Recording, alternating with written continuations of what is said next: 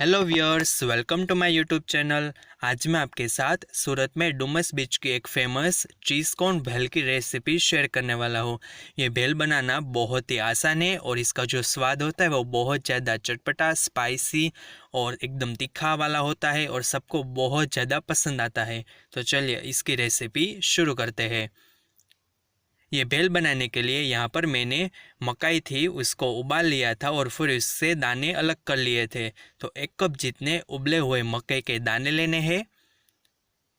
फिर इसमें बारीक चॉप किया हुआ टमाटर डालना है। मैं यहाँ पे विदाउट अनियन गार्लिक के भेल बना रहा हूँ। आप चाहे तो इसमें 2 चम्मच जितना बारीक चॉप किया हुआ कांदा भी डाल सकते हो। अब इसमें हल्का सा नमक डालिए, यानी कि पिंच ऑफ जितना नमक डालिए। फिर 1/4 टीस्पून जितना चाट मसाला का पाउडर डालिए। अब आधा टीस्पून जितना लाल मिर्ची का पाउडर डालिए और अब 1 चम्मच की सहायता से सबको मिक्स कर दीजिए।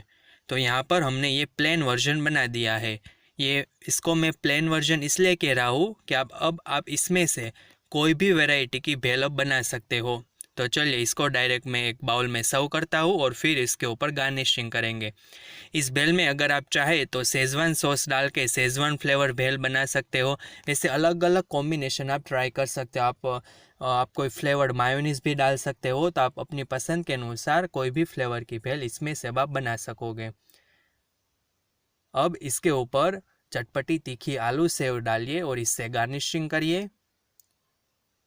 फिर इसके ऊपर कटा हुआ फ्रेश हरा धनिया डालिए और इसके ऊपर इस तरह से डालिए, यानी कि सजाइए।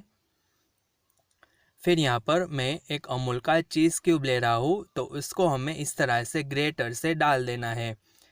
गरम गरम मक्के के दाने हो तो फिर ये चीज़ें वो हल्का सा मेल्ट भी हो जाता है और खाने में बहुत ही अच्छा लगता है।